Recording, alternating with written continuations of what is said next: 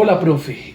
Mis comentarios respecto a las tres preguntas que usted nos propuso para pues interpretar los textos que nos dejó es de qué manera las escuelas y teorías contribuyeron a la formalización de los métodos para el análisis literario.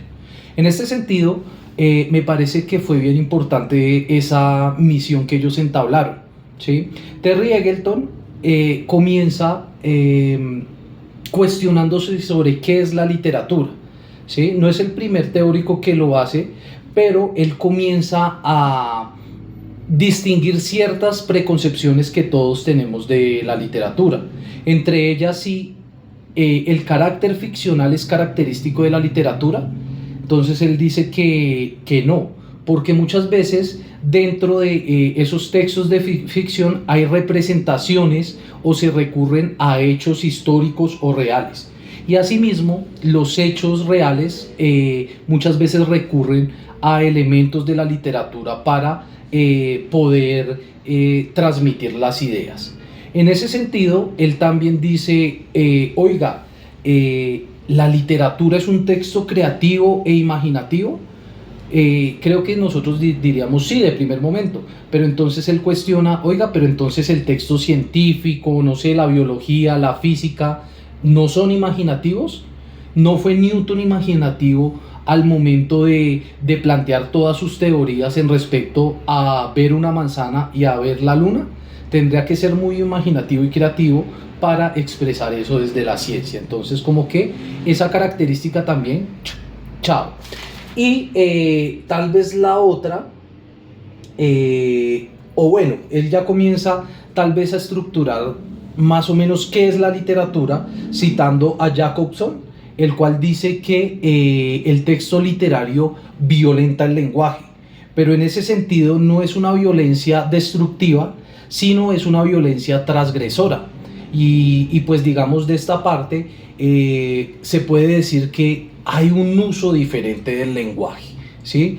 Y pues como tal y adelantándome pues a mi idea de literatura, ese lenguaje debe brindar una experiencia diferente. Es un arte, entonces debe elevar o exponer el lenguaje de una forma diferente. En este sentido, pues los formalistas rusos cogieron el texto como un elemento científico, un elemento de análisis, un elemento el cual podrían partir y mirar sus elementos componentes, es decir, como que el texto debe hablar desde su estructura, desde todo lo que lo contiene, desde la palabra. Y en ese sentido estoy de acuerdo, ¿sí? Usualmente como yo abordo un texto, no me gusta leer sobre el autor o sobre qué se ha dicho o por qué es importante, sino que el mismo texto me hable, ¿sí? Me sensibilice, me genere emociones, ¿sí? Y a partir de ahí sí lo nutro pues como con los elementos que están alrededor, ¿sí? Y esto pues digamos que fue una primera visión de los formalistas rusos. Ahora, a la siguiente pregunta de cómo problematizar la literatura desde los géneros, había una intervención de uno de los compañeros que en este momento no me acuerdo del nombre, el cual decía, pues los géneros están ahí, se estudian, ¿sí? Y eso pareciera una categoría cerrada. Y en últimas, pues un formalista lo que haría es eso, limitar ciertas manifestaciones o ciertos rasgos de la literatura en esos géneros. Y pues a mí en mi quehacer docente me sirve mucho esa clasificación, porque muchas veces el estudiante pues no va a entender pues todos estos dilemas sobre los cuales giran en torno a la discusión literaria. Entonces como que es un elemento para decirle el poema tiene tales características, el drama tiene estas otras y la narrativa tiene estos otros elementos. Entonces en ese sentido didácticamente sirven, ¿sí? Pero los géneros no son una limitante, ¿sí? Sino más bien un panorama inicial sobre el cual nosotros podemos generar una exploración sobre la literatura. Cuando vi esta pregunta se me vino a la cabeza Introducción a la literatura fantástica de Todorov.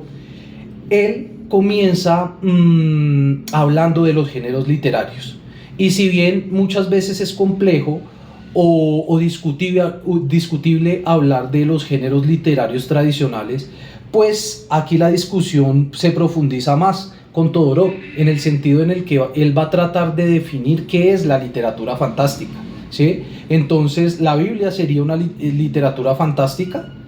¿O Hamlet de Shakespeare sería literatura fantástica porque aparecen fantasmas? ¿Sí? Y uno ve que pues Hamlet sería como tal clasificado como una tragedia. Entonces, ¿cuáles son esos límites? Entonces, como que ese tipo de formalismos nos ayuda tal vez a definir los rasgos de una obra para analizarla mucho mejor. ¿Listo? Y pues al respecto de la idea que yo tengo de literatura, en primer momento debo aclarar que yo considero a la literatura como el arte superior, como un arte como tal. Y para hacer arte debe tener unos criterios con los cuales clasificarla como arte, ¿sí?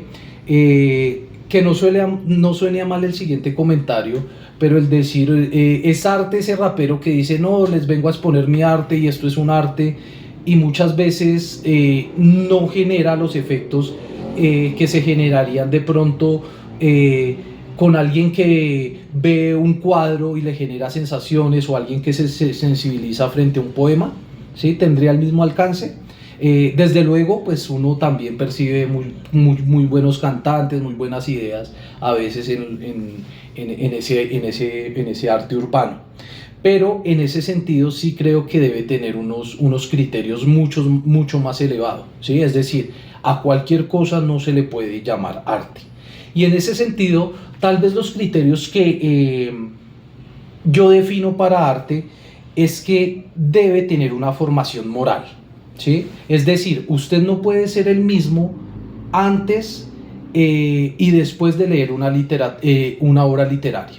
Usted debe haber cambiado algo, o le debió haber quedado resonando algo, o pensando, ¿sí? Que cambie pues no sé, sus actitudes, su forma de ver la vida. En eso acudo un poco a ese capítulo donde nos hablan del ascenso de las letras inglesas de Terry Eggleton, en el cual pues se mostraba la literatura inglesa como con unos objetivos y unos usos específicos, y era de generar nacionalismo, moral y buenas costumbres en los ingleses, ¿sí? Y en su momento fue muy instrumental ese sentido de la literatura, muy de ideología, incluso muy político y totalitario, pero en cierta medida eso se transformó en un valor de la literatura, solo que se expuso después de una forma rebelde.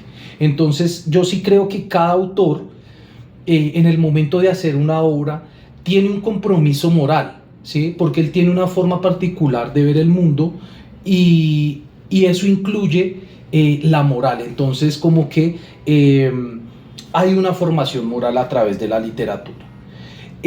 Tal vez otro criterio con el cual yo defino la literatura es que debe sensibilizarme ante el otro, ante una condición humana, ante un hecho histórico, ¿sí? Debe generar sensibilización.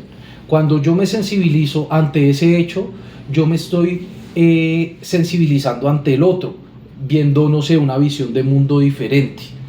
Y para tal vez esa última categoría, recurro al autor de Antoine Compagnon, el cual, citando un poco al filósofo Foucault, él dice que efectivamente nosotros nos encontramos en un entorno de relaciones de poder en el cual no podemos escapar. Nosotros ya como sujetos modernos y posmodernos estamos sometidos a él. Pero él afirma que la literatura, ¿sí?, es el único escenario en el cual podemos ser nosotros libres. Podemos ser libres de imaginar, podemos ser libres de sensibilizarnos, de sentir diferente, ¿sí? Y ahí nadie va a intervenir. Entonces me quedo con esa definición.